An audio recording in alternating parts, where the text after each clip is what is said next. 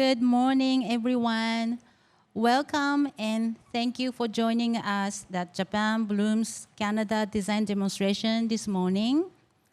It's so nice to see you all, and also those who are watching our live streaming. My name is Yukari Mitsui, and I'm a distributor to Japan Blooms Canada, and we are seeking potential opportunity to introduce our quality products to the Canadian market.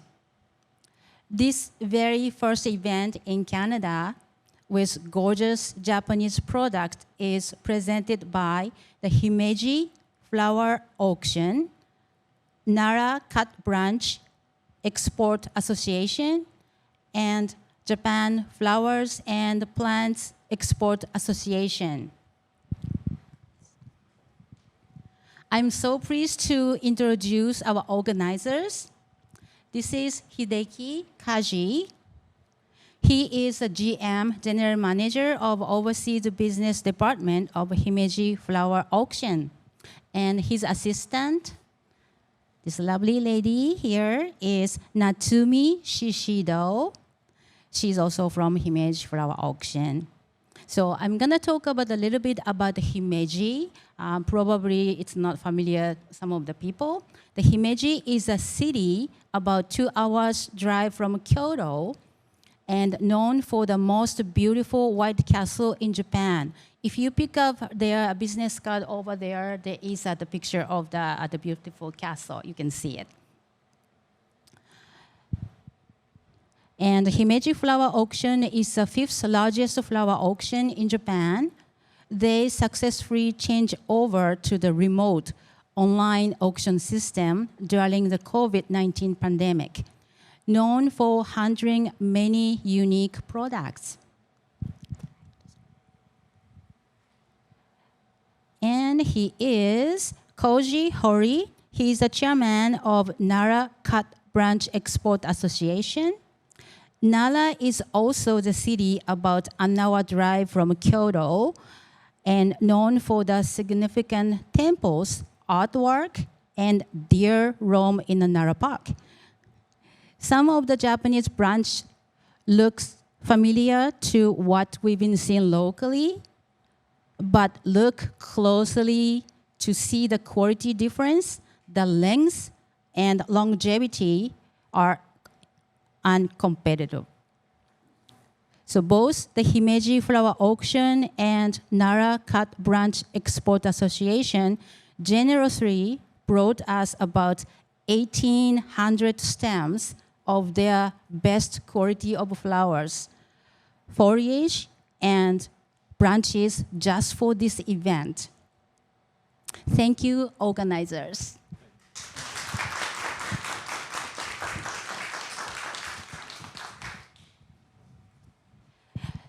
I would like to introduce our very special design assistants, Suzanne Lowe, and Debbie James.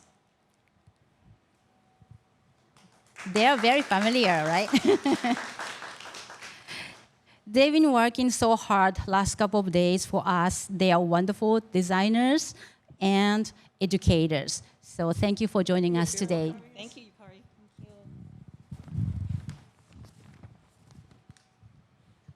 So we have a super media director, Colin Gilliam. Hello. Who has been working day and night in creating beautiful, beautiful event webpage and sending out all the e-communication to you. Colin will be our videographer of our live stream this morning. So you are on a live stream.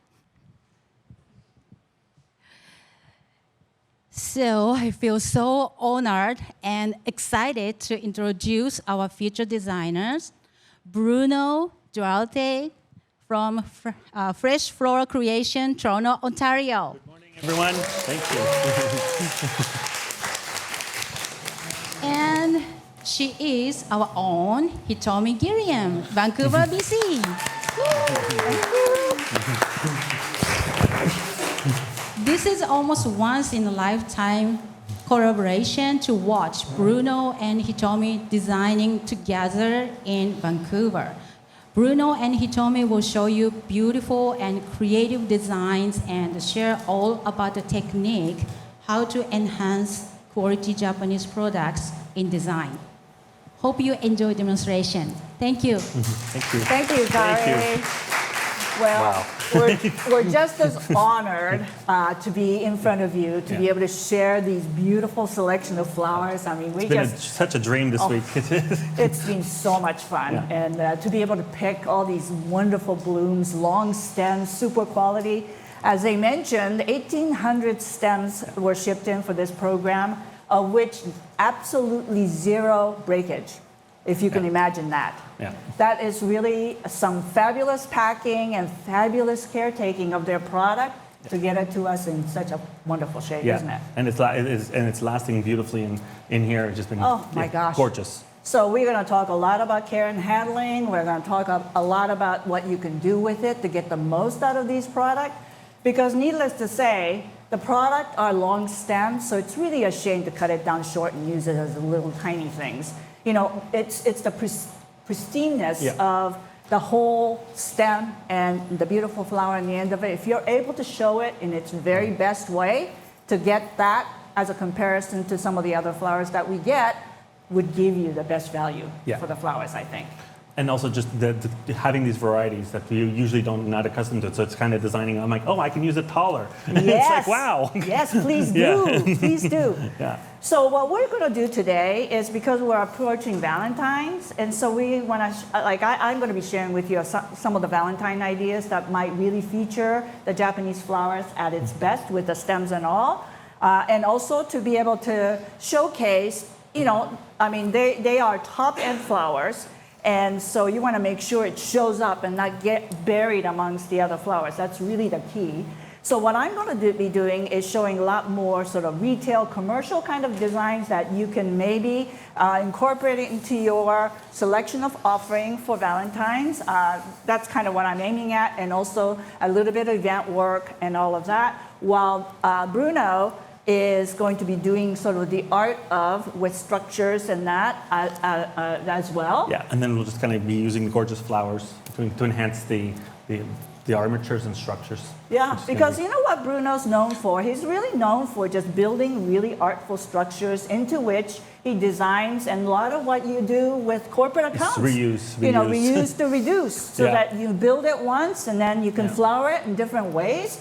And use it over and over, move it from office to office, so that you get a lot of longevity out of your artwork. That's it takes time, but it's worth investing the time and making it very sound, because then afterwards you're able to take it, deliver it, bring it back. You might have to do a little bit of wiring, but most of it just stays intact. And then all you're doing is changing the flowers. So it doesn't take you very long every time you have to do that weekly standing or that weekly flowers, because it's just you're just using the budget with the flowers, and it enhances your structure. Exactly, and Bruno and I mean, because I've also done a lot of structures as well, and we've always battled when we do presentations that people say, well, that takes too long to do, how are you going to sell that?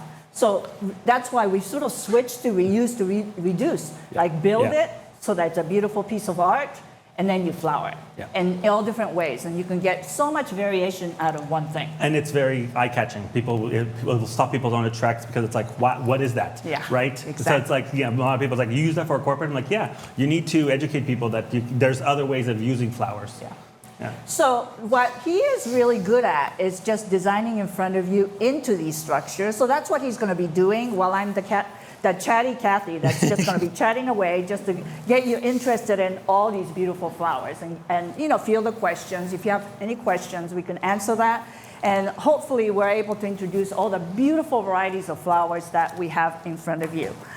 So I'm going to start, if that's okay with you, with Valentine's, because Valentine's is just around the corner, and you know how expensive flowers are, just everything, the roses, we see the prices of roses going up.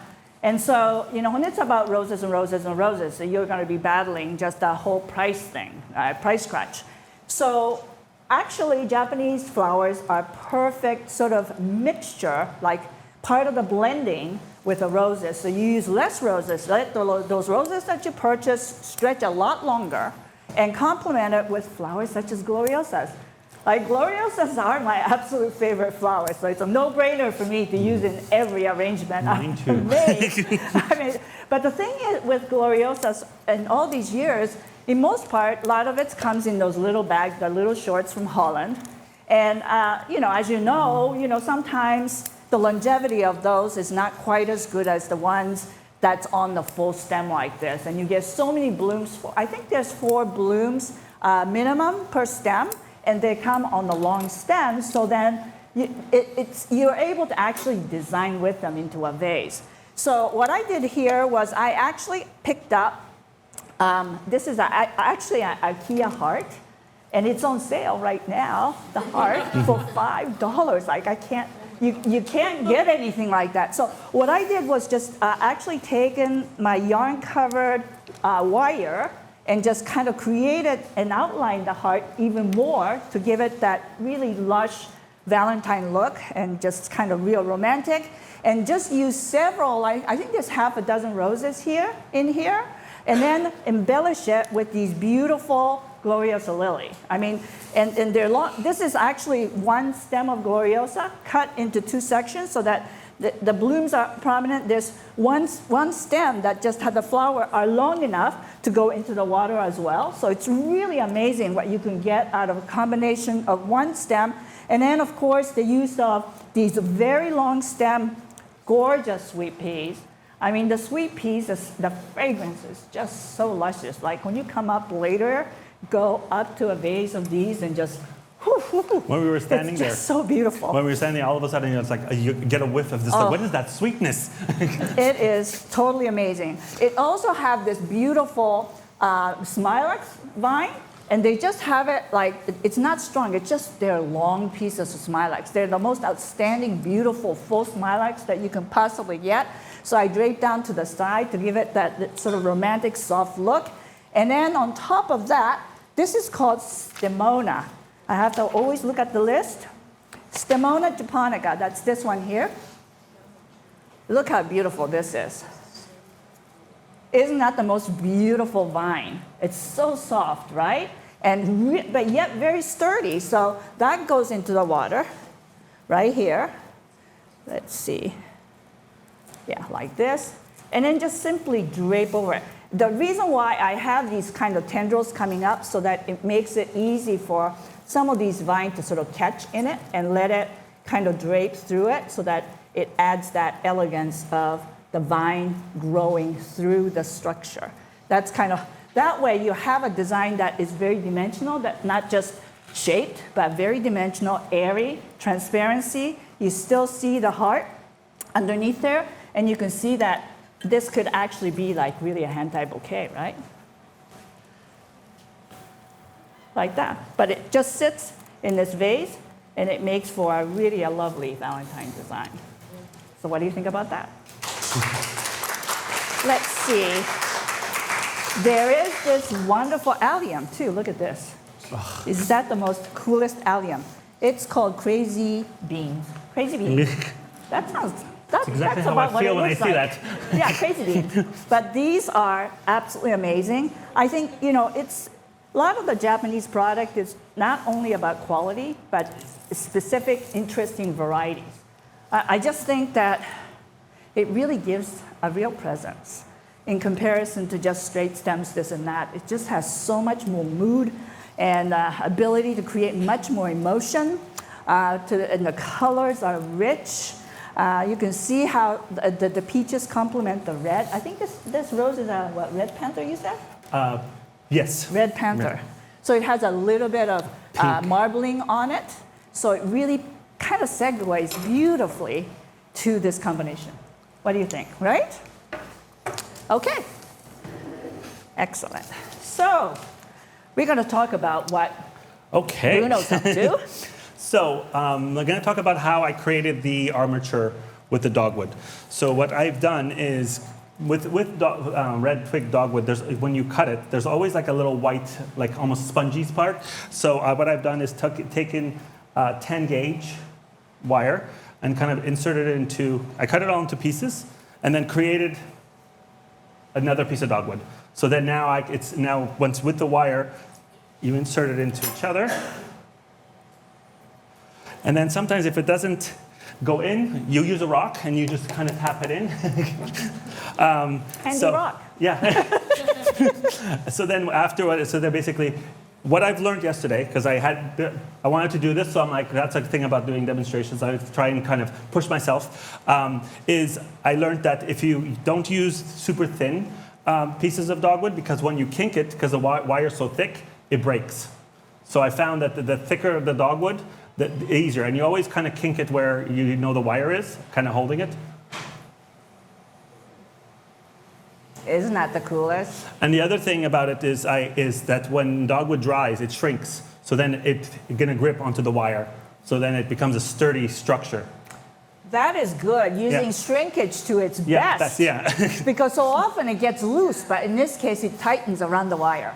So what I did is I kind of started the bottom, and then halfway through, I took one of my, these are basically orchid wires, and I just taped it with the wax tape, and kind of inserted it into the structure.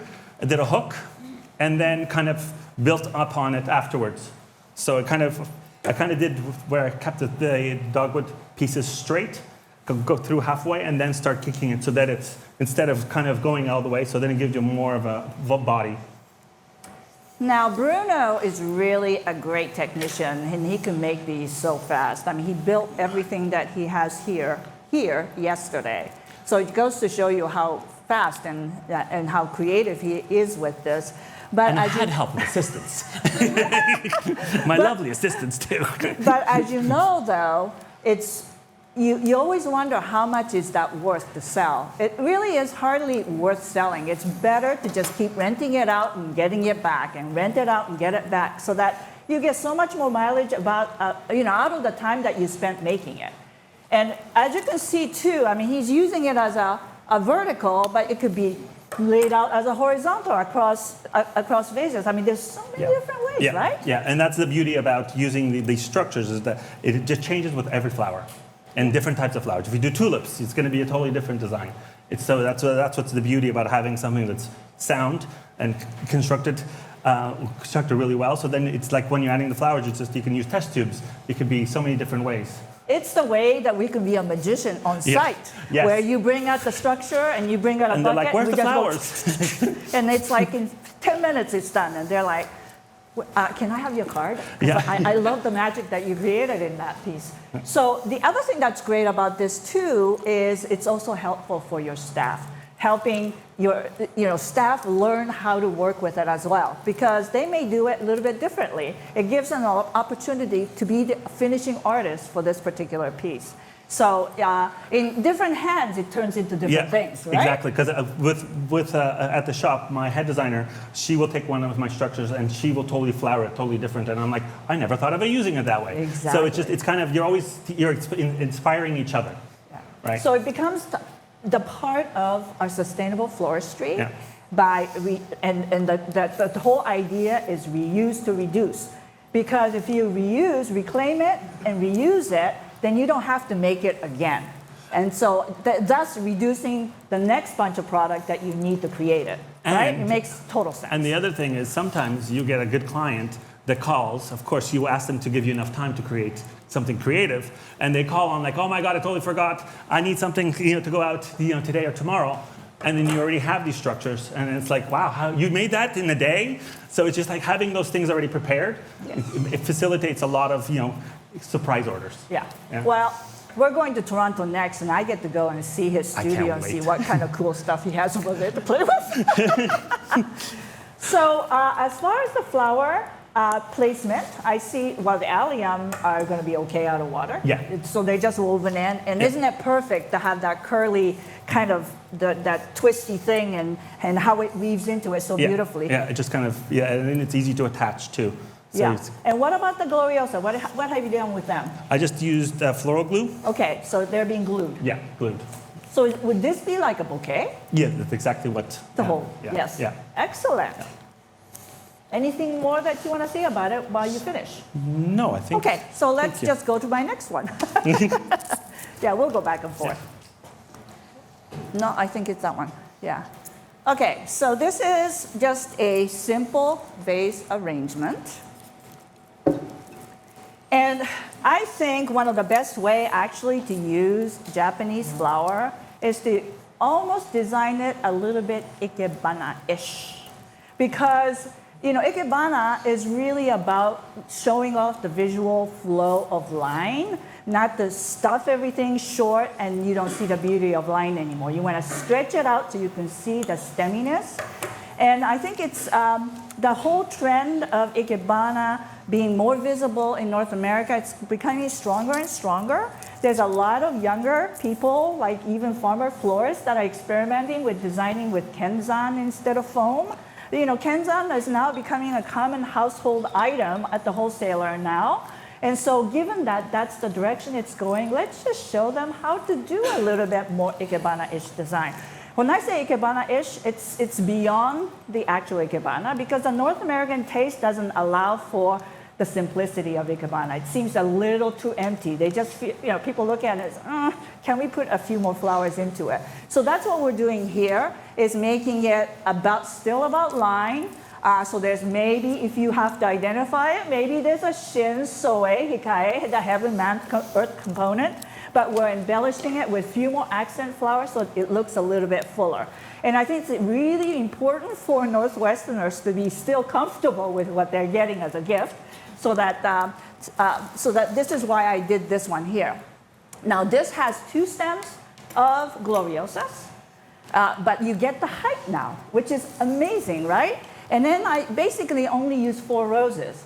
So again, 4 roses times 3, let's say 4 roses out of a bunch of 25, how many arrangement can you get out of it now, out of those roses, so that they have the roses that they covet and love, but they have this absolutely amazing gloriosa, the glorious gloriosas to go with it. And the size that you get out of this is tremendous, right? Because it's really relying on transparency of the design to give you the size. And I think that's one of the things that you can do that is fantastic with Japan blooms, is because of the stems allow us to give us size very easily. So this was designed into a chicken wire pillow that I made, and we'll be making one of those this afternoon so that you can do a hand-tie bouquet with them or design an arrangement. Because you can see this, when you lift it up, it really can be a hand-tie bouquet like this. So there's a chicken wire right there, and all the flowers are designed into it. The great thing about this is that as you're designing into it, whether it's in your hand or in an arrangement, and you get a phone call, you can actually set this down, and it stays together. You can pick it up again, and it stays exactly the same. In fact, if you have a lot of big arrangements like this that's needing delivery because it's in water and it sloshes around, you get spillage, sometimes you just might want to take it out of the vase and just lay it in the box. And then when you get to the site, you fill the vase with water, and then you just simply slip it in. The beauty of this also is that you have ability to change water, clip the stems to refresh it, put it back in this beautiful vase, and it sits right in there perfectly, like that. I love that, don't you? So just think about really the price point here. For this size of an arrangement, the price point, because the flowers are not stuffed, you're getting huge size.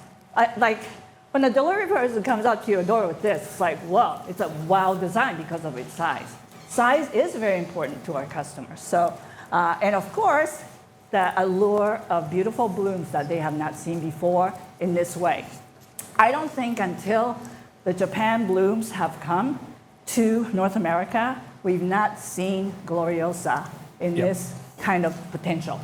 We have not, because it's been in those little bags, just single blooms that are very short, or it's a little kind of wimpy, like it didn't stand alone kind of a stem. And these are just fantastic. So look at the number of blooms on this. This is going to last and last, and you're going to enjoy this so much. And also the thickness of the stem. Oh, yes. That's very, the other thing. very It's like strong. it's very, and the other thing is, because I use it a lot in Toronto, even the buds open. Yeah. That's which I was fascinated with. because so then you get the different stages. Especially for corporate, he comes back. I'm like, all of a sudden you have this like pretty orange because it's especially this color. It starts at this color here, and then it just gets a little bit more, but it doesn't get red. I guess I can take off this thing. I just realized that. Yeah, but anyway, I think it's sort of the pillar of the imports from Japan are the gloriosas. It's something distinctly different that has not been available, that gives us so many opportunities to showcase the beauty of gloriosas in a different way than what we're accustomed to. So, thank you. Okay, so you're coming along to... Yes, I'm just about adding some hellebores. Yeah, so he's using the pansies. Ugh. Oh, I don't know if you saw, like I posted myself, like... I've removed a few blooms, but just getting pansies with a stem. I'm like, excuse me? Stem. Seriously, have you ever seen, like, you know what? You can count on the Japanese to come up with a new way of everything. And they're masters at horticulture. They know how to grow. And apparently, from the explanation, it's really it is intensive horticulture, because what it is as it's growing, they tip, so it branches out, tip, so they keep strengthening the stem down below so that it sends out so many more blossoms that we have. Look at this. Like now we can do hand-tied bouquets with pansies. Isn't that beautiful? Oh. I know that our customers are going to go crazy for it, because they'll be like, how? We love pansies, but you never could do anything with them. I mean, the stems are too wimpy. Now we can do it in the most beautiful way. I mean, the thickness of this stem, it's just amazing. Yeah. So what he's doing is just cutting and gluing, because with a bouquet like this, that's where you're permitted to do the gluing. You need to basically mist it really heavy after it's done and plastic it overnight so that it really firms up even more. Because through that hydration process, you get much more turgid, more than when it's sitting in water, actually. So the longevity of this, if you make it the day before and you hydrate it overnight and keep it in the cooler, and then you actually release it out of the plastic cover, and that when you deliver. And with that, you can get easily 24 hours plus out of it, looking really, really perfect. And so the hydration process, and I'll be showing you something using that as well, because it is amazing how long flowers last glued when you treat it properly before and after. Yeah. I think that's the key. It's doing the hydration before. Yeah. Because then it has the moisture that it needs. Yes. Generally what I do is I like taking like a Tupperware, like a plastic container, and then line it with like paper towel. Mist the paper towel so it's damp. And then you lay your flowers over it. You put another layer of, like say if this is laying horizontal, you put another layer of paper towel and mist it so that it's kind of just damp and drapes over the whole bouquet. And then you put plastic over that. And that plastic, it's a good idea if you actually mist the plastic on the inside, and then that lays on top so that you're not directly misting on the flower themselves. That's the key. And that way, it's just totally surrounded with moisture and kept in the cooler overnight. When you open that box up and reveal that, you touch it, you will swear that it's never been that turgid ever before each bloom. And that's how you get the longevity out of it for 24 hours or more. So just keep that in mind, because that just means that you can do a lot of things a lot more ahead of time. And in fact, when I first started in business, I thought that if you did the bouquet closer to the time, that it would be the freshest, but it's not. It's better if it's done ahead and hydrated for a longer period of time in the cooler. You get a lot more better results. And there you have it. That's awesome. I was going to use the flannel flower, but then as I put it against it, I just found that it was taking away from the structure. And sometimes it's just like you have to, when you do you spend so much time on a structure, you don't want to hide it with all the flowers. Yeah. You want to highlight it. But I do want to just go over here and feel this flannel flower. It's spectacular. Oh my God, look at this. Isn't that the most beautiful? And the stems, like they have a little bit of swing to it, but yet they're so sturdy. it's just, daisies are so popular today that some of the simpler flowers are what people covet more. It's like the wildflower look, but I love the gray foliages, all of it. And the stems, the texture of it all is just so very special. So I can see why you chose to have them. Yeah. But yeah, gorgeous. Yeah. You're going to handle a lot of them this afternoon, so Yeah. you'll see how. And you get to take them home and enjoy them. You just love it. Okay, so let's have my. Oh, it's mine. Okay. Okay, so I'm going to show you this one. So Thank you. again, going from a very simple kind of look. So what I wanted to show here was a design that was really very simply made. Simply made because sometimes I go to like Winners or HomeSense, or I go to West Elm because I like a lot of their artful little sculptures. Well, I found this very artful sculpture that's embedded with a heavy rock at the bottom, and it's got a welded metal ring. It's just a nice art piece. But I thought perfect for just adding to it with vines and the stecca, the fasciated willow, to give it a little bit of height attached to it. So you're building a structure onto a ready-made piece of art, which means that it could be used as that art, or it could be used with that embellishment to build a structure, and then you can use that as art. But in this case, what I did also was put in a few water tube here and there. You can see it. The water tube that's attached to that metal, you can see the back of it. So that then I used, actually this is Hoya vine. I like it very much because the structure being kind of on the black side, I love the stem of the Hoya. And it was like from Home Depot. It was a hanging basket. Like I'm always looking for a deal. Like if there's a real long hanging basket for $14.99, I'm going to buy it because I know I can cut it up and use it as foliage. But the thing with Hoya that's amazing is those cuttings will root in those water tubes. So they become a living, like a sculpture.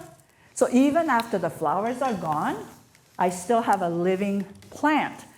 Perfect for corporate work because you can, again, rotate it and it's the same plant going around, but you might just flower it a little bit differently. And so you can get a different look out of it. Again, the stemminess of the sweet peas, and these, by the way, these are ranunculus. Charlotte, isn't that amazing? I mean, every time we unpack these flowers, we're just flabbergasted at its absolute beauty. So you can see that it does not take a lot of flowers to really create the wow. In fact, if you crowd it, you're shaming it. You're losing its value. It's best when it shines on its own. And that's the beauty of the Japanese blooms, is that it doesn't take a lot to make it look fabulous. So learn to become a little bit more ikebana-ish and design with few to make it stand out. Because then, whatever the price that it is, it's going to work for you. That's really the key. Now, this is actually clematis. Their clematis is way different.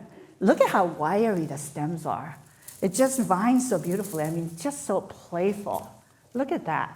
It's just so fine, but yet it holds up so beautiful. So the elegance of the thickness of the stecca, the fasciated willow, to the fineness of the clematis vine, like that kind of tension that's created there is just absolutely beautiful. It's very, very Japanese to me. It has the sensitivity of the contrast, just clearly displayed with the combination of material that's used here. Great.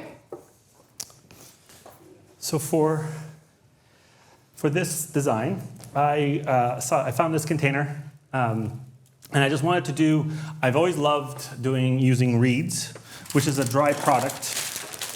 I'm not sure if you guys... Ooh, that's nice. Yeah, which is, again, it comes in black and brown. They used to have it in color as well, which is great. But you bought them all. I brought them, yeah. They're gone now. And I've done the designs with the reeds, and I always find that it really showcases the flowers and the blooms. So I wanted to use that in this design. And so what I did is created a flat on the table, basically almost like a tatami, but you go with the wire over the wire and then come back up and then twist and then keep on doing it. And so I do it flat, and then I kind of molded it to the container, so the opening. And what else? What I did to secure the structure in is I took these hydrangea stems that are just foliage, and I inserted it into the container, and then I attached it onto the structure, so it's basically holding up. And it could, when you're done with it, you can actually take it out. It could be like a bouquet as well, which would be kind of cool. That's fabulous. Yeah, so that's tatami method. That's Japanese, right? Yeah. Tatami. There's a lot of Japanese about it. Yeah. Yeah, isn't that beautiful how the flowers just slip through that and how easy the blue that is? delphinium is such a beautiful blue.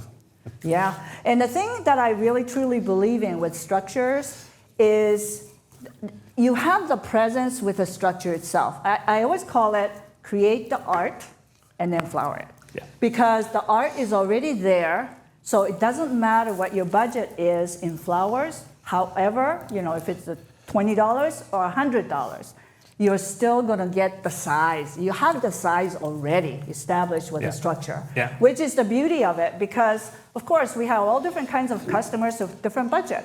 So if it's like just somebody that's a good customer, but they only have this week only $50 and not $100, you can still send this out as long as it comes back. Like it becomes one of those kind of a reclaim thing. I really believe like sustainable floristry, if you go into that area, could be very lucrative because it's kind of like sending it out, an arrangement at a certain price, but if they bring it back, they get a discount towards their next purchase. Right? That's exactly what I was going to say. Yeah. Because you have good clients that are like, yeah, you know what, I just need it for this event. And they're like, well, I'll just return the structure. It's like, and half your job is done. So you don't have to recreate anything. You just have to pick the flowers. So it makes it a lot quicker. Yeah, absolutely. And it's really, really important to start to kind of think in that direction because cost of supplies are becoming very high. Cost of labor is becoming very high. Those are the two most coveted things in our business. Yeah. And so to use this reuse to reduce kind of concept could be really a winner in our business today. So it's just getting your customer accustomed to that you do this kind of ways of doing business, and they're going to love you for it because you know what? I mean, just as much as I sometimes like to get some of my pieces that I've used 20 times out, like some of those customers have all those in their little pantry, like are they going to really use it? They would love it better if you gave them discount on the next sale because then you're in the business of flowers again and not about selling other things. So it makes total sense. Yeah. Oh, that's lovely. So those are some of the side pieces that you've been able to tuck in. And then because you have the two wire bands, becomes very sturdy so that there's not a lot of stems that you can shove into it. So it just gives it that sort of the height. You know that tatami, the reed really shows off beautiful. I mean, look at this. Look at this fiddleheads. How beautiful it shows off of the black. And also they're so sturdy. That's what's amazing about them. It's like they really are. Yeah, they're a little bit different from some of the other fiddleheads that kind of goes soft if it is out of water. Like these are solid. Yeah. I would imagine they could probably dry well too. I mean, looking at all of this, everything looks like they would dry very, very well. And that's one of the things I'm excited about, having Japanese flowers is now experimenting and seeing testing it out. Because it's like, then it's like, okay, you know what, now I can actually use it this way. Right. Yeah. And what's outstanding about the Japanese branches are they cut it at the earliest stage, but yet it will develop. And we will share some of the other varieties that we use. Oh, look at that. Like, come on.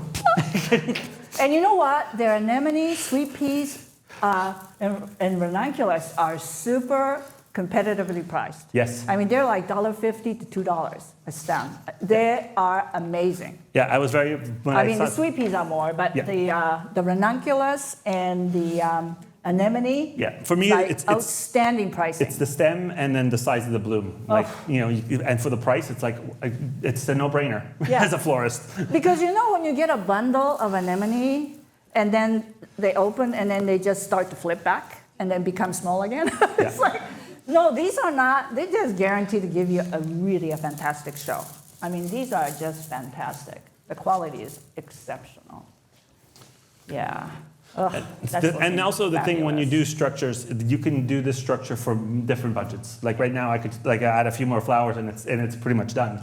But you can then you can always. But I'm going to add some more flowers because we have them. But it's like because you also have to the thing with any retail shop, you always have to be conscious of budgets. Right? It's like, and so everybody has different budget, but it doesn't mean that they can't get something, artistic and As creative. I'm looking at that, as you showed it, so these ones here, they can spill out or they could be woven in to it, so it's peeking in and out. So this structure has a lot Yeah, of you do have to be secret careful. You abilities. do have to be careful with the sweet pea because they do break a little bit because they are really rigid. Yes. So it's like you have to be kind of because I tried doing it with in a design. And no, then you it just- can't go too far. Yeah, exactly. But I mean, weaving there in is, and yeah, out. Exactly. They Exactly. can do that. Yeah. It's one of their tricks. Yeah, excellent, fabulous. Thank you. I love that. Okay, so let's look at, is it over there or over there? Okay. Okay, so I kind of did things that are kind of, the kind of looks that everybody's liking. And I've seen as what's on Instagram, the shape, the crescents, all of that is what people are saying, I want that, I want that. So we want to do it in a way that's the easiest, that sets up best for the flowers that we're using. So I got a compote, and in this one, what I have is actually a chicken wire roll, and I'll show you how that works in the afternoon, because I create a chicken wire roll that fits like that, and then I wedged the forsythia inside of the vase and wedged it on the inside, so it creates a grid, and so that chicken wire roll is tied to that, so that everything is really, really solid. So there's no tape or anything like that, it's all wedged inside. So into that, I start out by just using like the seeded uke, some of the local stuff that were picked up. But this is Melaleuca. By the way, the Melaleuca is a huge branch with a lot of side pieces that goes a long way. And so you can cut it up and use it as a sort of a filler. You don't need more than one. And then I use some of the other flowers. Of course, the Sandersonia. They're not the most gorgeous Sandersonia. So beautiful. The sweet peas, these are dyed. They do some dyeing, but only natural dyeing. Like natural as in it looks natural. You're not going to ever see Japanese flower dyed where the dye is dripping out of the stems. You'll never see that. They'll never do the garish combinations that we see. Like, why did you do the hot pink carnation with a blue? Like, they will never do that because I will say for myself, Japanese were very tasteful. And we're also very conscious of things looking more natural. So I think when they do the dye, it's to get that little extra shot of color, and they did that with the sweet pea. And it is not the most beautiful, soft brown that you can possibly find. And it ties in again beautifully with the ranunculus, the Charlotte, in this particular color here. And goes beautifully, and we wanted to use some of the locally available roses from South America, the Juliet roses from Alexander Farms, because that's a winner. People love it, as well as toffee. So what you want to do is buy a selection of flowers that people just go crazy over it, but don't do a dozen roses of that, because to me, that's really boring. Like, you want to complement it with flower that's equally lush and more, so that you get the variation that they've never seen before. And I think that really becomes the winner for potentially our Valentine recipes, so that they still get the love with the roses, but then you have something more. So, and value-wise, I think you're going to get a very well-priced design doing that in combination, because you're not using so much of it. You're making good size with it. So that's kind of how I did this. And so on the back side, looks good. So complementing some roses that are coveted, that the customers will ask for, but you don't have to just give them that, because let's be a little bit more creative with our design so that they get something that's really lovely. Okay? All right. Almost there. Just adding the ranunculus. It's becoming a flower show. Yeah. Woo. The color of this. Oh, so. And also, to me, is just the stem length. Yeah, look at that. Yeah, and the frilliness And of the gracefulness of the Yeah. stems. Yeah. They're very strong, they're clean. You know, when I first actually came to North America, because I wasn't born here, I came here when I was 12. So, you know, in Japan, I was accustomed seeing Ikebana, and here it was a whole different look. And I wasn't even remotely interested in flowers when I came over when I was 12. I think my parents thought I was going to be like a mathematician or some scientist. And then I decided and flipped to go to flowers, and I said, this is kind of science too, Yeah. a little bit. But anyway, what I saw was, you know, really a design that didn't feature the beautiful stems that Ikebana is known for, of course.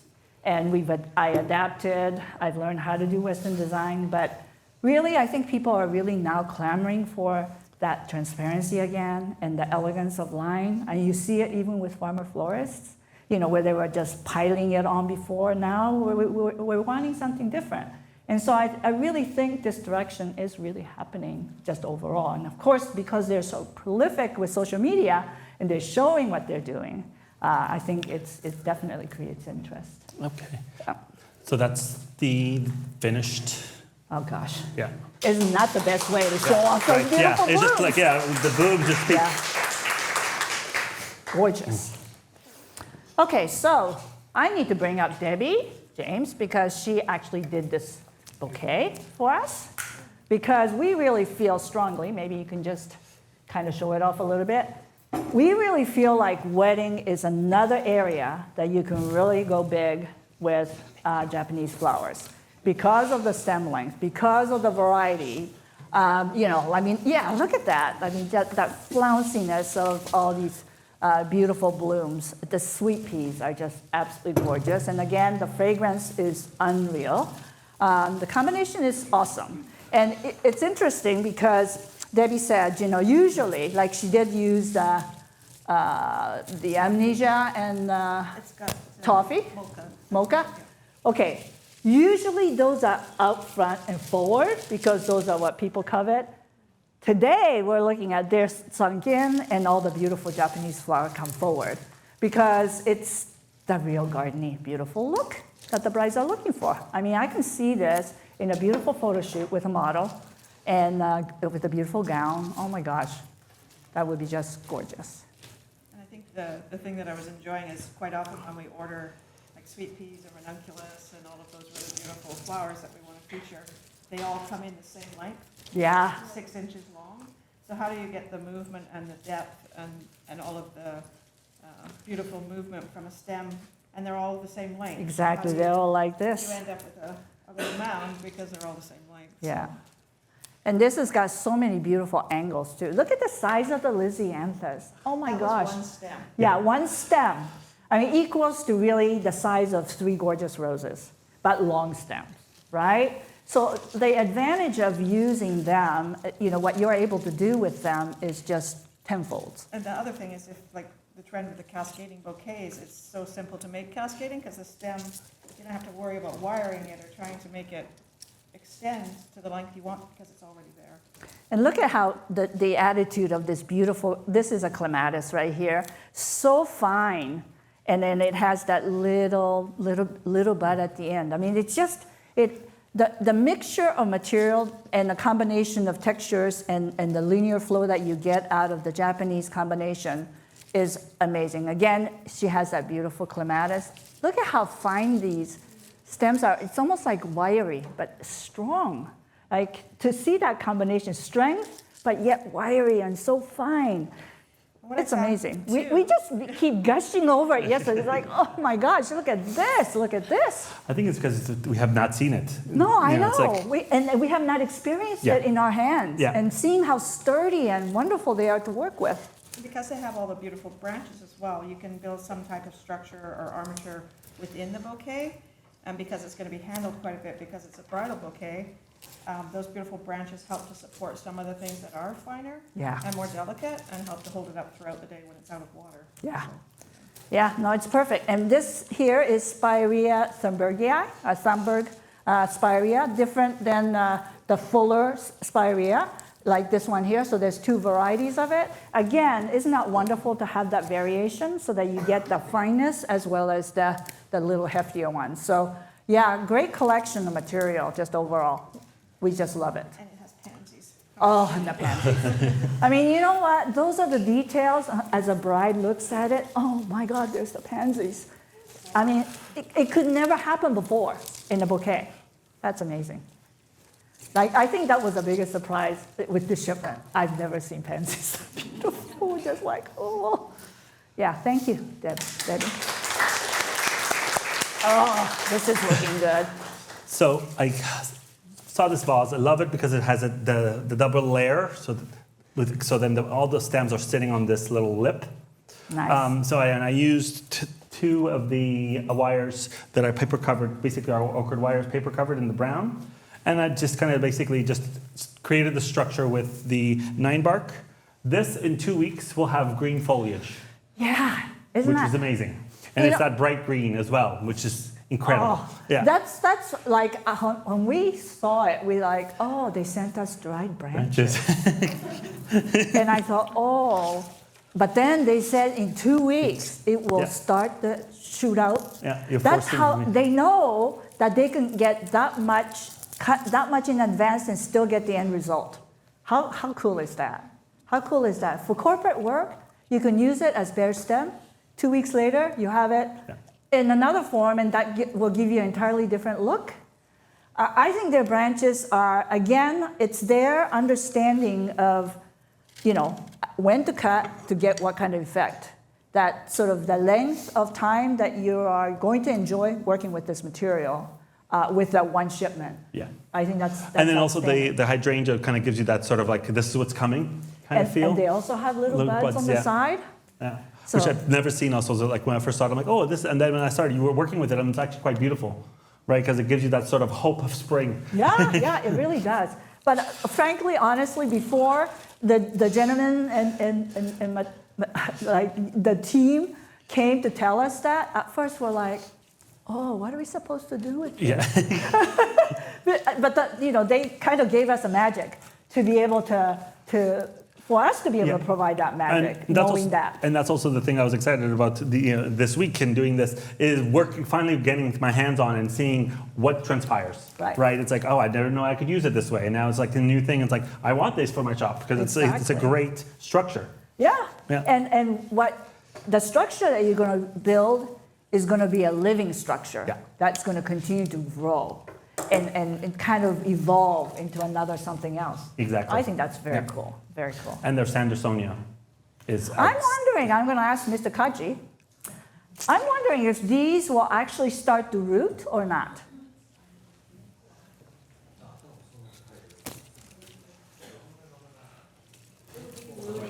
Yeah, wouldn't that look fabulous in there if it starts to root and really start to live? Oh my gosh. How exciting. I know, it's incredible. Well, it's the fact that it's a constantly changing. Exactly. Right? Yeah. So I have a question. I know that's a wire and you cover with fine wire, and that's so that when you tie, it locks in, so it doesn't slide around. I've done it with I just did the wax tape, and it slides too much. Right. So when you do the bind wire, it gets in that groove, and it doesn't move, and it becomes very sturdy. Yeah. It's getting it started. You probably need 2 sets of hands, just to kind of, because otherwise it falls over. But once you get your base, it becomes very easy. No, it's fantastic. Yeah. I mean, you have to have good hands to do this. My hands and wrists are getting a little bit weaker, so I probably need to work with him. For you.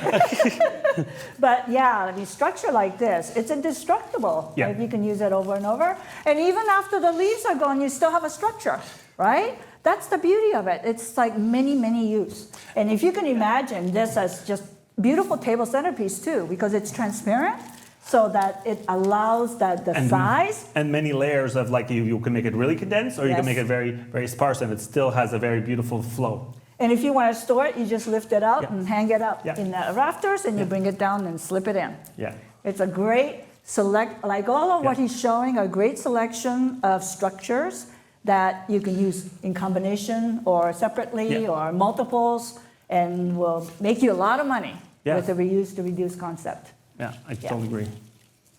No, this is looking great.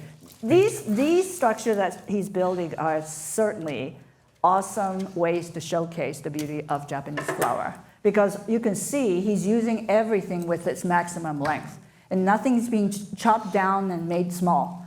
I always believe that you should never cut stems until you know for sure that that's what you want. And so many North Americans, when they design, they cut the stem and then they decide where it goes. Instead, like what I like to do is cut the stem, put it in high, tall, because you can always cut it down, but you can't grow something that's down here back up again. I mean, it's done.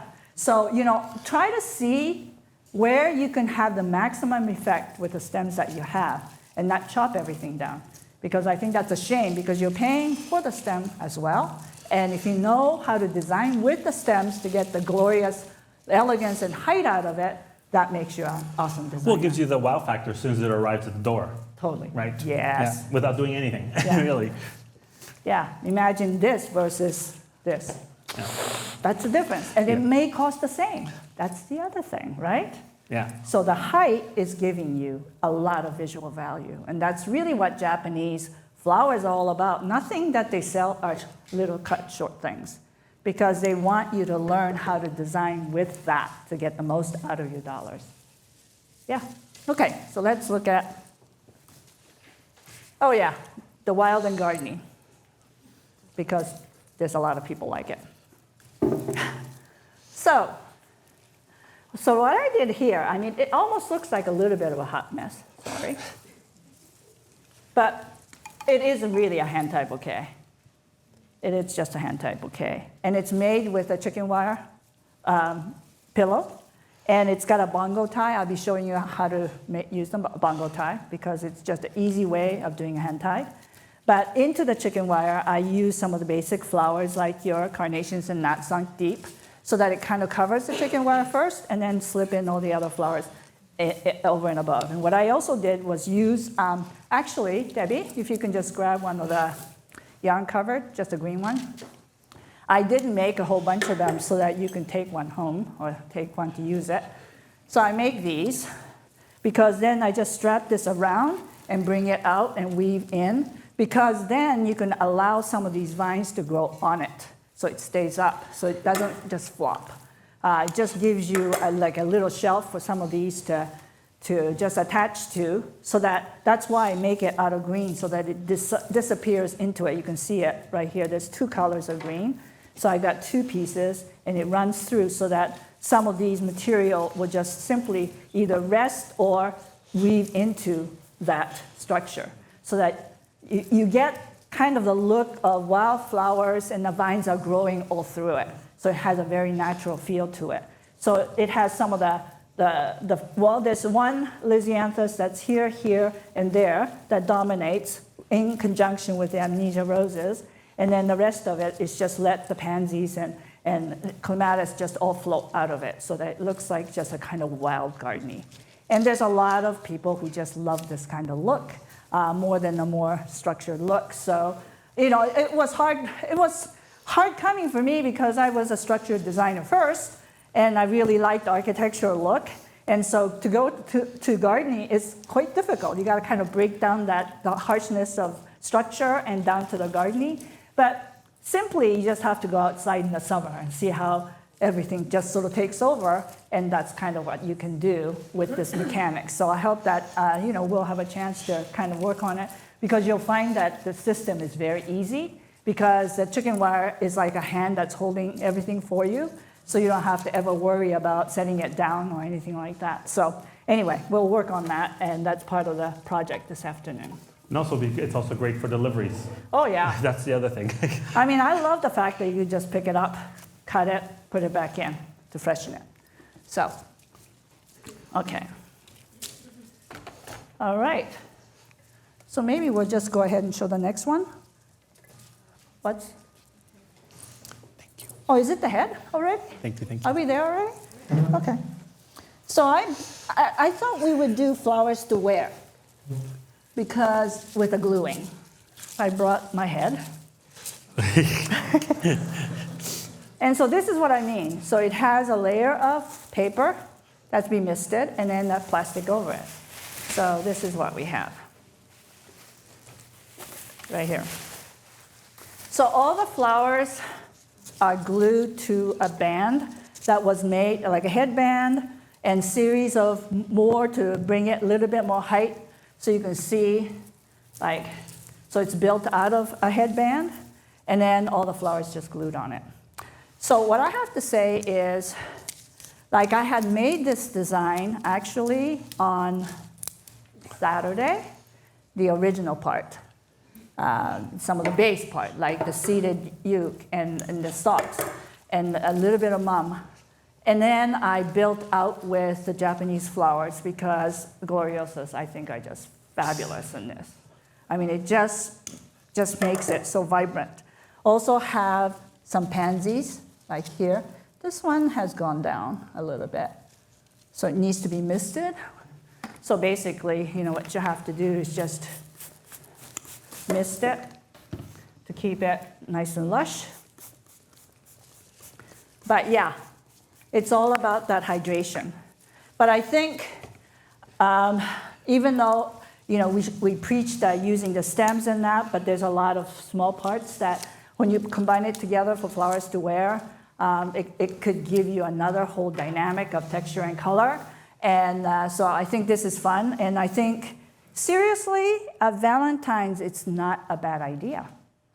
If a guy comes in to buy some flowers, and you hear that they're going out to dinner or they're going to do like a little photo shoot for their Valentine's shot, so you know, you can sell them a floral crown, or you can sell them a jewelry that's been put together so that it makes for a memorable Valentine 2024, all decked out, going to dinner, something Instagram like this. Moment. Instagram moment. I mean, it's all about that right now. Yeah.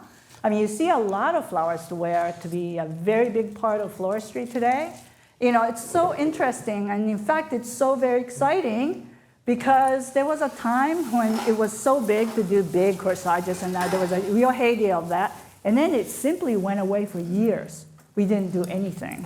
You know, there were like a lot of Christmas corsages, there were a lot of New Year's corsages, and Easter, and then it went away. And nobody wore flowers for a long time. And you have to credit to the wonderful Instagrammers that actually brought it back. And it's all about photography, shooting it, you know, with models and doing these wonderful things to glamorize the use of flowers. And we love it as florists because it's another use of flowers that we can go into. And you know, this is not cheap. This is going to be like $300. I would do it for $300. But it's unique. Yeah, but you know what? That memorable moment in the picture with, you know, your date wearing this thing is going to be something that's worth the $300 moment. So that's why I really wanted to introduce the flowers to wear to be still a very big part of what we can do, because floral design is all about diversity, all the different things that we can do to make flowers really important in our lives, memorable. Okay. All right. And pretty much, I just wanted to cover, my last thing I wanted to do, I just wanted to cover the wire. So I have this beautiful Smilex. Oh, that's a great way to show it. And kind of just wrap it around, and you kind of can weave it in and out at the end, or you can use a wire, but I kind of just like weaving and making it more natural. The Smilex is so lush. I mean, the only Smilex that we can buy that's as lush as that is on a garland, right? And you know how much they cost. Yeah. This is a better price for those wonderful lush lengths, and it doesn't have that necessarily that string. It's just all sort of strung together unto itself, and it gives you a nice body. So, yeah. There you are. Beautiful. And I just love the colors, but this ranunculus, absolutely spectacular. The color is just so vibrant. So we know this as butterfly ranunculus. They call it ranunculus lux. I like that. Yeah, because it is. Yeah, I like that. Yeah, it is lux. But look at how beautiful. And you know what? Like, they're just, even though it has that little bit of soft weave to it, but it's very strong. That's what I found with every one of their flowers. There's no weakness to it at all. It's true. Very beautiful. Gorgeous. Stunning table center. Can you build me 10 more of those structures, No problem. Coming right up. Okay. Okay. All right. Okay? So maybe I'll show what Suzanne did for us. That's what's next, right? Okay. So another flower to wear. Let's see what she made for us. Thank you.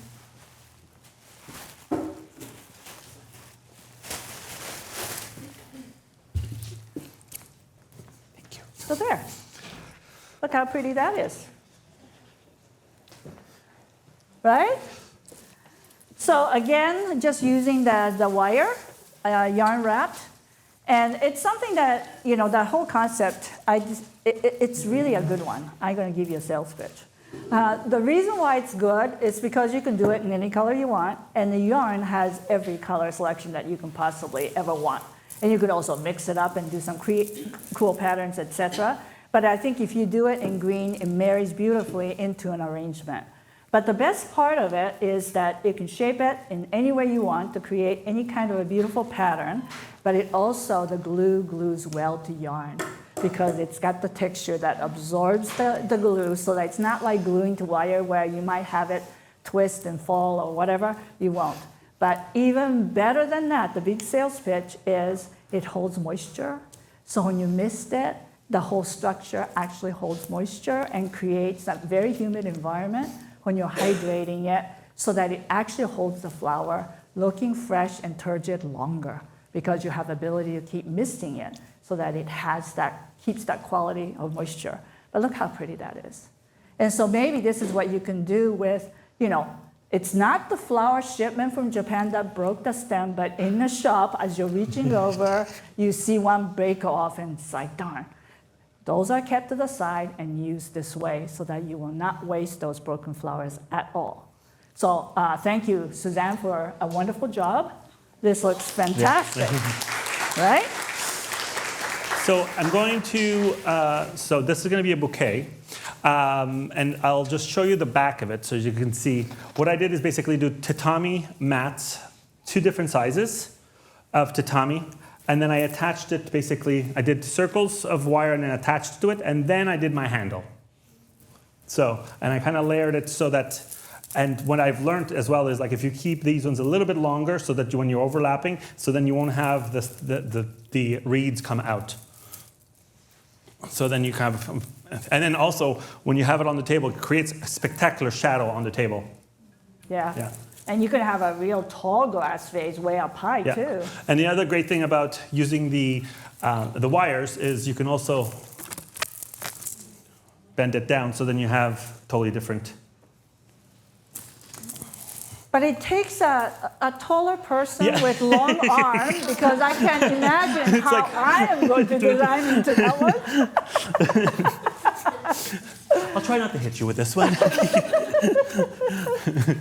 But you can see how important structure building is. It gives you opportunity to do things that are bigger, grander, and especially when you use material that has the clean texture and clean color like this, it shows off the color and the form and of the flowers themselves, but also the delicateness of the stems. You know, because that's what it's all about. It showcases that.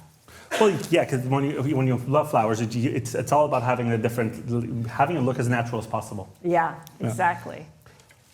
So tell me, how long did it take you to make that?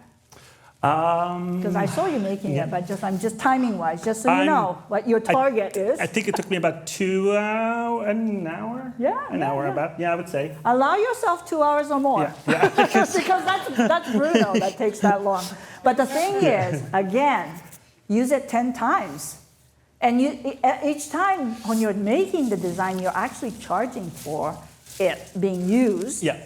So if you do it 10 times and you charge like $10, $20, $30, whatever you decide, times 10, like, oh, you actually reap handsomely. And then you sell it, and it's already paid for. So. Yes, exactly.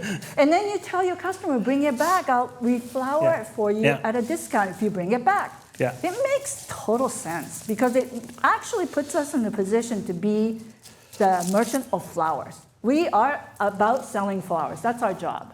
All the other stuff is to entice people to want it in all different ways. And so, again, hand-tie bouquet is great. But hand-tie bouquet is a hand-tie bouquet, but you can do a lot more than that.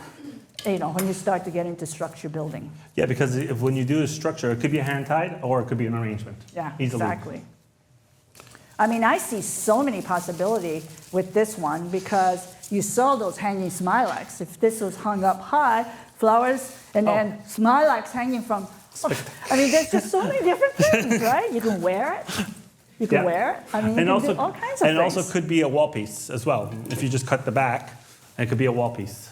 Yeah, there you go. Yeah, or bend it. Yep. Yeah. I mean, that's why we do everything with wire, so you can bend it. Yeah.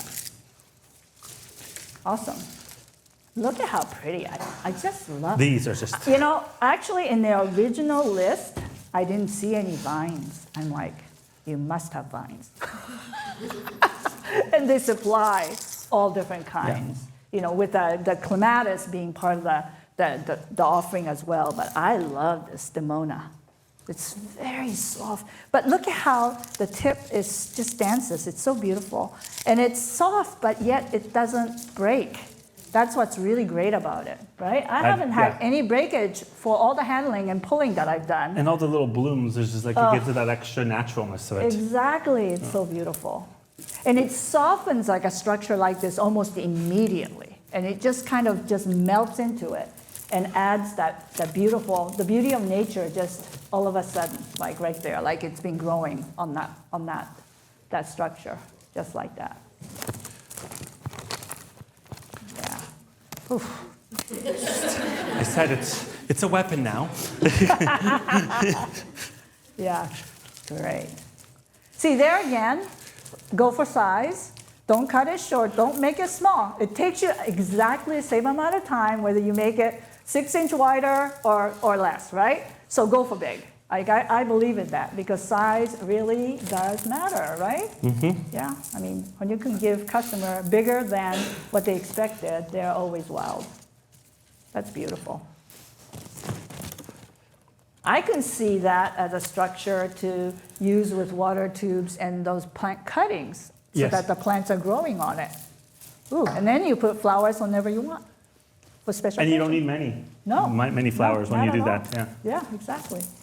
And of course, also like for event work and that, with certain flowers, if it's for a short install, you can do it Without the water source. Yeah, free stemming without flowers. In which case, I always call that process of designing free stem into any kind of structure for event, I call it sketching. So that you just kind of sketch in to look to see where you want it, but that's all you need to do because it only needs to last for 6 hours. And then you retrieve those flowers, and then you cut, hydrate, and use it for something. I mean, we have to understand the diversity of flowers themselves, how strong they really are. Because when you think about it, a lot of flowers come cold chain, stored for a number of days that it's in transit, and it handles a lot of this kind of little bit of abuse. Yes. But flowers are really very resilient. But again, this is another area that I really want to put a lot of emphasis on with Japanese flowers is that they do arrive extremely, so fresh. I was so impressed. I mean, they're air freighted, right? And everything packed so beautifully. And so there's no wear and tear from shipping at all. It just comes out as pristine as if they were just picked out at the farm. Because they're wrapped they come in the plastic and then they wrap it in newspaper so there's a bit of moisture so that it's just, it was incredible to unpack it. Actually, I gotta tell you that's where the whole hydration kind of concept of wet paper and plastic come from. When we were at Hope Farm a number of years ago at Holly Chapels, and Gregor Lurch was there, I was there, Sue McCleary, we were there demonstrating, and that's where actually Gregor mentioned that the hydration process that we now really basically call the hydration chamber, the whole way that we do it with paper, wet paper and plastic, he saw that with the way actually Asian growers pack their flowers. Always with wet paper, with the plastic, because the wet paper just permeates moisture in and around the flower and protects it, and then plastic keeps that held in. So the combination of the paper and the plastic is really the key to making everything stay so nice and fresh. and turgid. Yeah, look at that. Okay, don't tell me you don't love gloriosos like this. You know, seriously, before to do this, I had to get water tubes, long water tubes, and put those little things in there. And then I had to hide the water tube to get the length out of it. I mean, it was just crazy. Like, you wanted to do it so badly, but the material that we got didn't allow us to do it. Now we have something that have beautiful stem, combination of all the different stages, bud stages, that will open also and fill out even more. Oh my gosh, I mean, we're just so lucky to have it. I just can't imagine a world without these beautiful gloriosas. It's another great thing to have in our artistic palettes to use, which is amazing. It is. I mean, Yeah. it has always been my favorite flower, and it's always been so short. And but no more, no more. You know, I could just design with gloriosas every day. It's just, and it's not a well-used flower either because of what's been available to us. I think today, you know, for some of you, if you've not seen this, the robustness of these, but now it can become really an everyday flower that you can really arrange with because it has stem. Because I think that's the reason why we haven't seen so much of it, because it's those little bags and those short stems. And they're pretty well priced as well. Well, yeah. That's the other thing. Yeah, Yeah. exactly. Well, yeah. Because a lot of times I really feel like there's definite value, you know, because there's minimum of 4 blooms plus buds on the long stem. You know, when you think about per flower pricing, I think it still falls below that, and with a stem. So I think it's fantastic.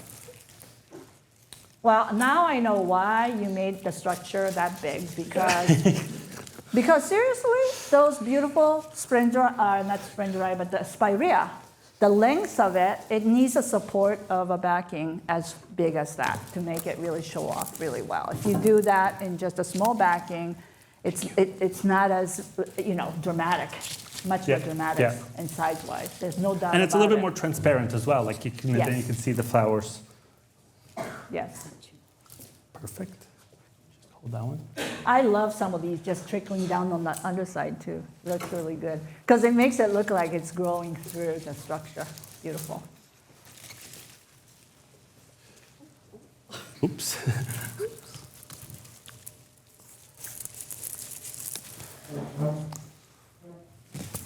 The drama of the structure as a backing is really important in this design, because just imagine that it's a beautiful hand-tied bouquet without, but with, it just gives it so much more presence. Definitely. No, I definitely, watch I'm out, good. Watch out. Okay, so maybe we'll go to the next one while we're watching him finish. Oh, it's this one. Okay, so we're gonna bring this over here. Okay, so this, like, I built this as a structure. Like, actually, I take a ring, and that's just like a metal ring that you can buy at wholesaler when they have it. But otherwise, you just go to Michael's, and they have different sizes. So it's a ring. And on that ring, I also wrap the ring with bind wire. Same reason that he did his wire, so that it doesn't slide. Because I want to be kind of wrapping yarn over it. So if you don't have those little notches from the wrapping, it could slide around. I also wrapped initially this one here down below with bullion as well. And bullion, wire and wire, would slide for sure. So that's why it's really helpful to have the bind wire on there first. So I can maybe show you this. The mechanics on this one is like this. At the end. Right? So what it is it has a structure. That is the ring itself, and I wrap it with yarn, etc. And I actually have chicken wire roll tucked underneath so that it fits tight into this, so I don't have to tape it or anything like that. So, and then all the stems are, of course, going into water. And, you know, in this way, too, I wanted to do it as a yeah, there. It just locks in, so it stays like that. But I thought if you had a couple of these, like one from here coming over, or down the table, or like a foyer entry arrangement. I wanted it to be more sweeping. Like usually I do it as a round and I just kind of flow over it. Doesn't use a lot of flowers because the structure actually helps build it up. But I thought because the stems are so long, I don't want to cut it up, so I actually extended it so that I can show off the beauty of some of these beautiful orange glorious is in this one, and then the length of the sweet peas, all of that, and of course the length of this beautiful ranunculus come from that water all the way over here. You know, you want to build things that are more sort of extended and stretched out to get the maximum use of how beautiful these flowers are and the stem length, because otherwise you're going to use it the same way as same old, same old. Like that just would be wrong when you have opportunity to do so much more than that. So using a combination of the beautiful Lisianthus, I think there's, I think there's 3 blooms per stem of the Lisianthus, of which I would take the longest and then cut below that so that I can get longer stem on each of the branch. I think that's how I basically did it to get some of the length. And then using the toffee rose just because people love it. And just so that you know, I mean, browns and the grays in any other flower, like the roses like Amnesia that has a gray tone to the lavender, as well as toffee, the brown tone, they're really a bridging color for all flowers. And the best way to describe that and make reasons behind that is that if you took 3, 4 different colors of paint, like watercolor, like I hate watercolor, because it runs into each other and turns into mud, because that's what happens. When you have several pigments, you mix it up, it turns brown, which means that brown possesses all color, so that it can bridge any color together. It becomes that pivotal color that helps tie everything together. And you can see how it performs that way here, because it has a little bit of the orange on the side. When you see some of the guard petals, it has that, but then it melts into that beautiful sort of mocha, like hot chocolate. So beautiful. But it just kind of helps marry all these colors together. That's why browns become very powerful. Interesting, just information on like just hybridizing and breeding side. Brown's been happening in every flower forever. It has been considered as a failure. That's why it never showed up until we decided we love it. Because it's been bred over and over again. Every time it happens, like, oh, that's garbage. That's what the breeder said. But they should have showed it to us first, because we would have said we wanted it a long time ago, right? That's what happens in the world of flowers is, you know, there's all the different sectors, the breeders to the wholesalers to the grower, or grower to the wholesaler, and then us designers. But we are the one that ultimately works with it, and so color to us is so important marketing tool. Yeah. And it was also for wedding work. It's been such a popular. It's awesome. Yeah. I mean, you know, you can see how everybody gravitates to that beautiful brown. And of course, in the end, lucky for the breeder, because they've done really well when they decided to finally reveal that brown is possible in flowers. Yeah. So I basically added the aromatic Litsia. Litsia, yeah. That's those berries. The green, yeah. So now Gorgeous. to kind of just bring out the green.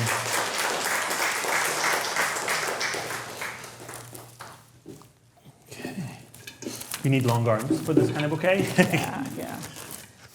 But, you know, take note for some of you here. I know some of you here are educators, or some of you have opportunity to present to an audience, you know, whether it's even your customer base. I mean, sometimes with a lot of shops, it's really a great idea to do workshop and show them the wow factor.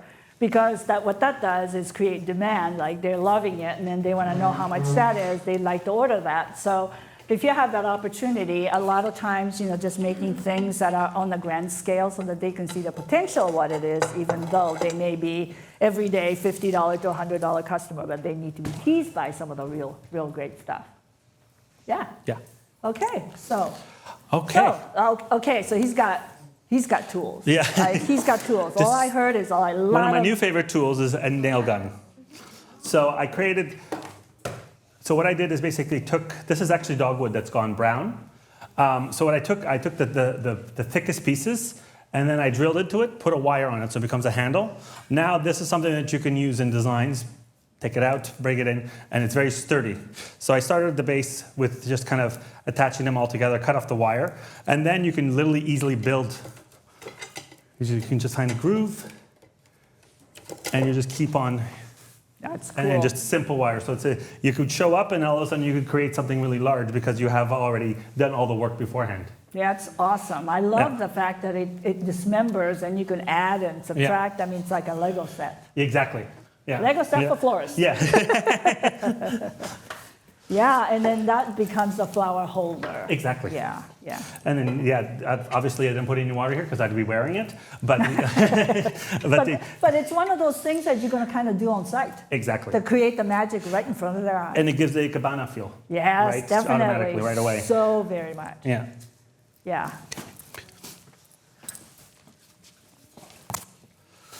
And then I'll just show you how I did these flax circles. It's basically, I use a stapler, and I split it in half. I kind of roll around the fingers. And then I try and kind of crisscross it so that it's not all a perfect circle, so it gives you a bit more volume. And then, That color was perfect too, isn't it? yeah. The dark flax. yeah. Actually, I have another question for Yukari or Kaji. And then you just staple it. So I noticed that in the list, it says flax lily. Is flax in the lily family?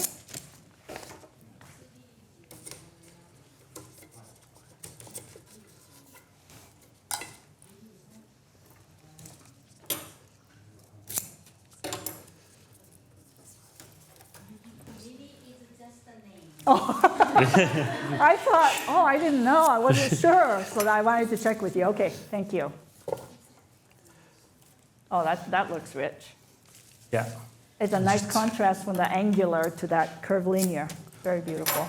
And you don't want to take, like I'm going to make this sort of like you did before, you did that sort of crescent. Yes. I kind of want to make this your focal, so you kind of want to fill this in and just have very few flowers because you spent so much time on this, and this is what you want to kind of show off. Right, right.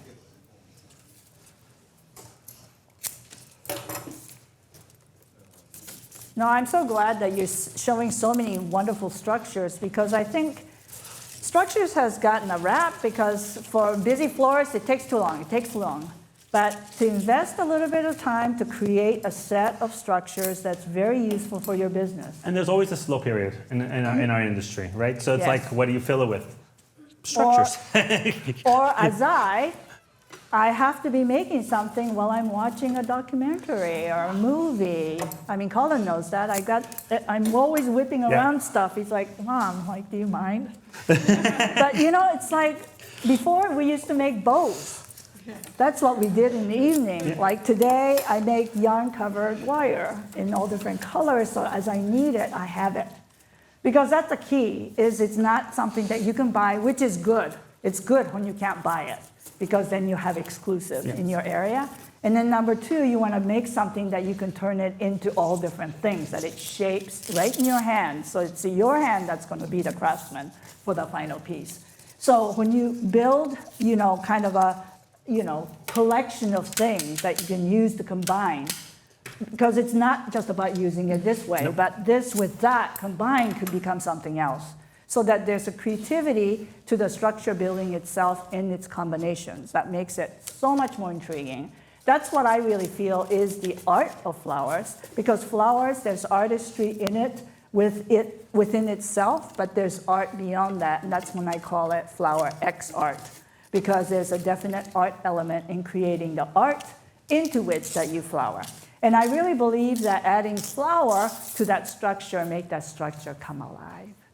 Like, isn't that a beautiful feeling to know that the flower, when you put it into something that's static, makes it all of a sudden come alive in our hands? I love that. I think we do a lot of good things in this world with that mindset. Yeah. And also the great thing about flax is that it will last pretty well without having them. It'll dry. Yeah. It'll So dry. it's a nice base, and then then when you insert your flowers, you have to make sure that they're in water. But it's a great. And guess what I love about that? People love dried. Yeah. I mean, you know, sometimes I wonder, like, I leave things in place and I'm like, oh my God, it's dried and it's curled up. And then I'm like, oh, people like that. So there's that element. If you actually add things into a structure that will dry, then that element also lasts longer and can be part of that extension of that design, and then you add fresh flower to it. So there's just so many possibilities with marketing all that. Yeah. Yeah. I love the thinness of these delphinium stems, because one other thing about some of the big hefty delphiniums is like a tree, and it really is a tree because it doesn't have those side shoots. I love these kind of branch light area. Like, isn't that beautiful?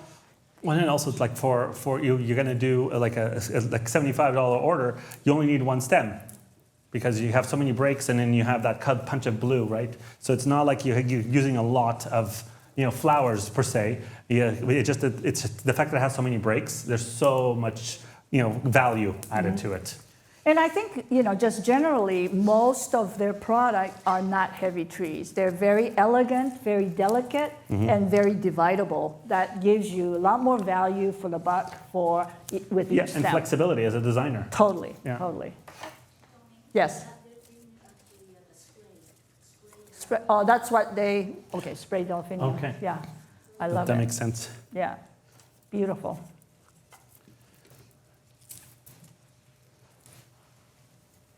And when you create these structures, now there's a lot of, as you can see, it does hold your stems in place very easily. And then if anything, if something's moving, you can always just do a paper cover wire, and you attach your stem, and then your stem stays in place. Or we can be the cheaters that we can be with U-glue. Yeah. When in doubt, you glue. Yeah, there's always that. But this is very ikebana-ish, because the structure becomes a kubari. Kubari means a flower holder. Ah, Yeah. didn't know that. Yeah, you got to use the Japanese language a little bit. Yeah, yeah. Adds a little bit of mystique.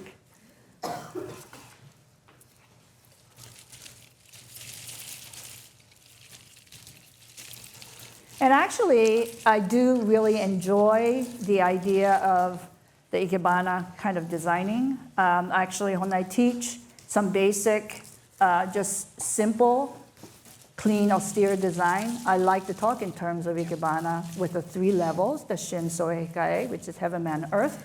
Because when you design like this, you're always looking for height. That's going to be your heaven, the shin. And then there's the earth. And then I call it the man in between, is what makes everything very busy. So that way you establish the different height level, the stem length of your design to create, so that you're never making things that are real flat and very congested, because you want to define the different levels of design. So I call it 3-point designing, because when you do 3-point designing, you actually also, because with a 3-point, you're not just going on the flat plane, you're going here to here to here. So over that 3-point, you're creating dimension, there's depth. So you're actually creating a little microcosm in the world. And I always say, when you're inside of that, you feel like you're sitting inside, you should be able to see like the sky and, and the different levels that you put in. So I always say, really establish the height, and then where the earth level is, and everything else in between is the crazy man running around doing stuff. So, how much you populate that area, that's according to kind of your taste, but I think it really helps to understand how good design works. Oh, I love how you use that anemone right there, nice tight against the curl of the flax. That's lovely. Yeah, look how pretty that is. It's interesting how sort of design aesthetics have become, leaning very much to a natural garden and kind of a mix and not much structure and all of that. But still, it really helps, especially when you're defining the use of different colors and different material in this design, that that you think in terms of a little bit of grouping without it looking like the structural grouping, because we've actually moved away from that quite a bit. In fact, a lot of the younger people, they hate it. They think that's really old. So you have to move away from it, but in this way, it shows a more naturalistic way the plants grow, because you'll see, you know, a tuft of this and tuft of that, without it being really tight. That freeing, still gardening way of using that grouping really makes it look very organic and natural.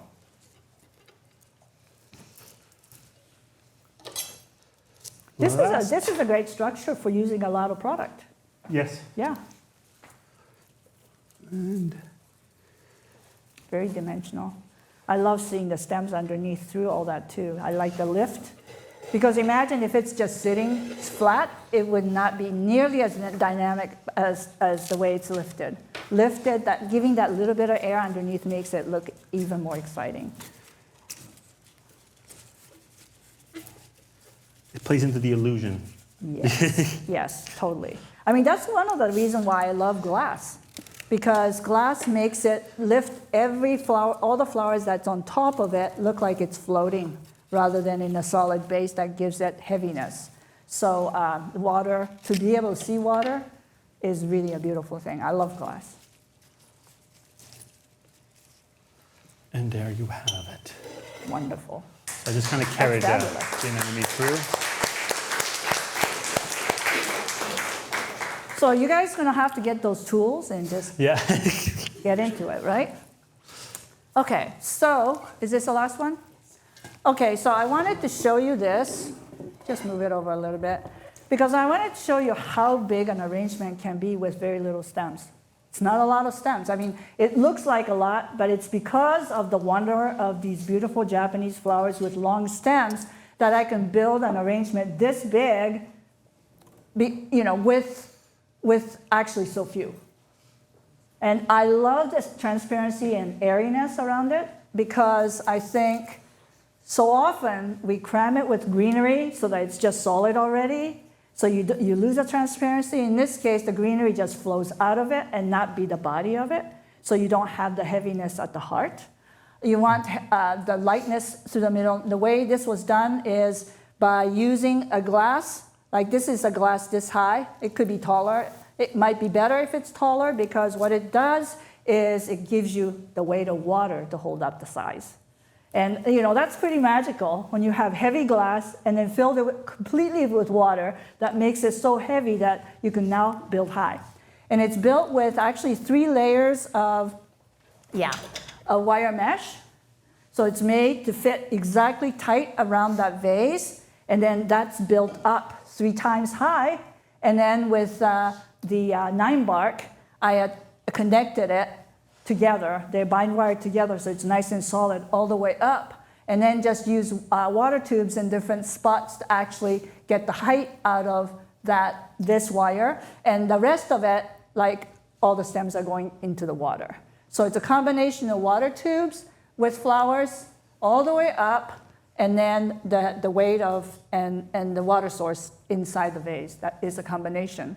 But it's because of the length of the gloriosas, length of all of these material, that they are, you get the size that you have without it being with so many flowers.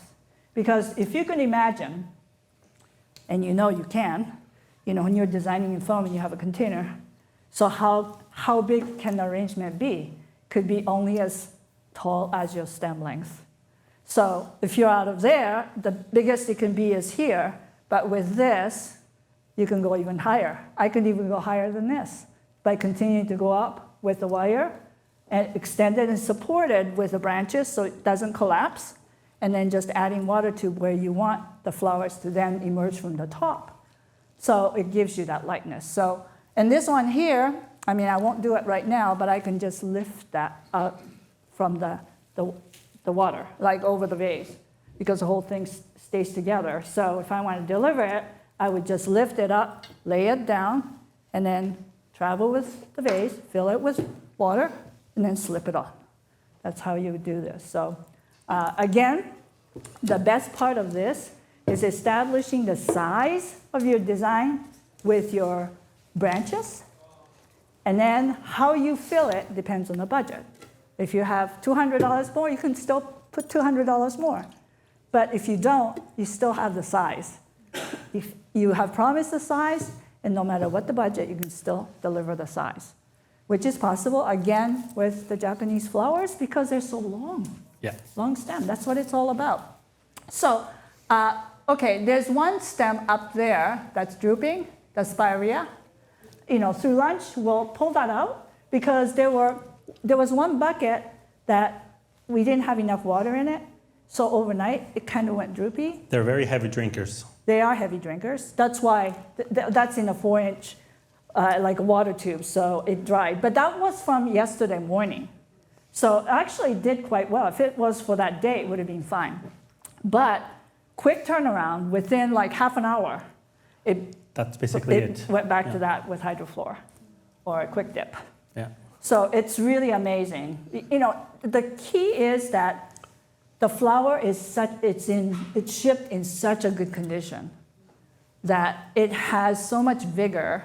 So even if it dehydrates, it takes nothing at all for it to come right back. And it's not shipped dry packed either, right? Yeah. It's been processed already. So Yeah, then it gives exactly. it that, So so anyway, it's an interesting mechanic because it gives you so much size with so little. And I think, isn't that what it's all about today? Is what can you do with this budget and still give them something that they can brag about. And they want to do business with you because you have that magic.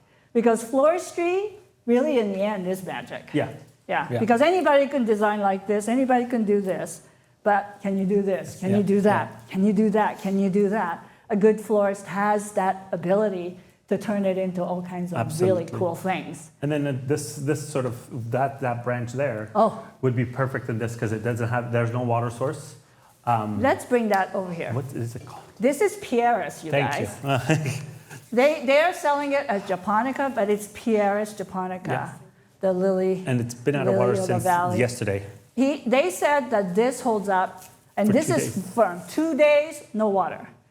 Perfect green, free stemming, arches, everything. I mean, look, that's like, what 2 buckets? Yeah, 2 buckets. And then just think about this, and I'll show you the mechanics, the chicken wire roll. Because if you put on that screen the chicken wire roll in there, and then cover it with that, then you can with water tube just stab flowers in there, the long stems and all. I mean, that's magic. Yeah. That's the stuff that we should be made of. Yeah. That's what makes us great. Yeah, this Baraka, Yeah, this is it's awesome. incredible. And this one here, okay, you have it up for 2 days, take it down, you recut it, put it in water.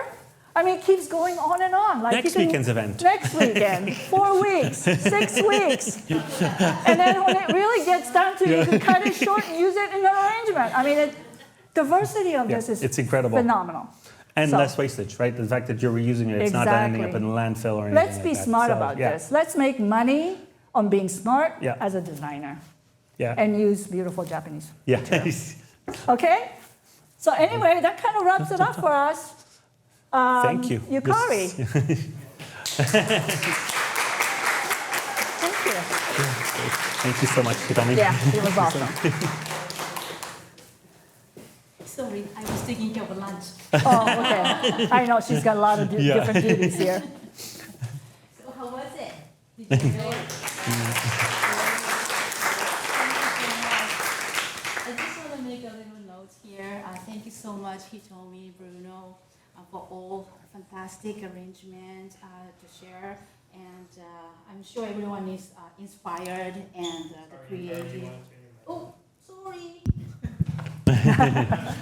Here we are. Okay, do it again. Yes.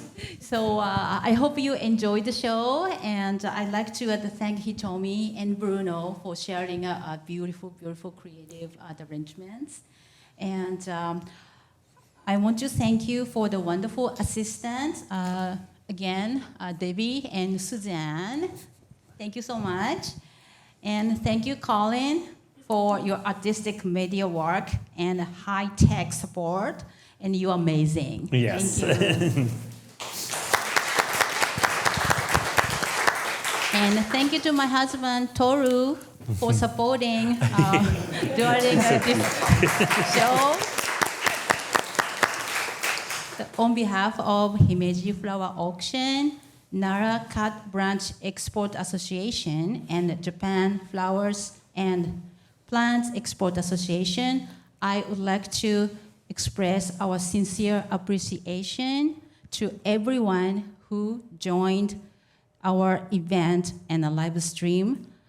And that we hope you enjoyed the show. And if you have any question, just give me the email question, or you can give me a call. So you can go to our website. It's newly created by Colin.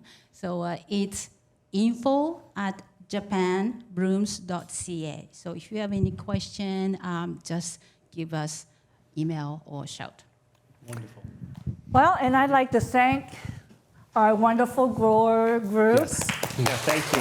Just bring them on again so we can all be together. Come Yeah. on up, come on up. Mr. Kaji. Come on up. Yeah.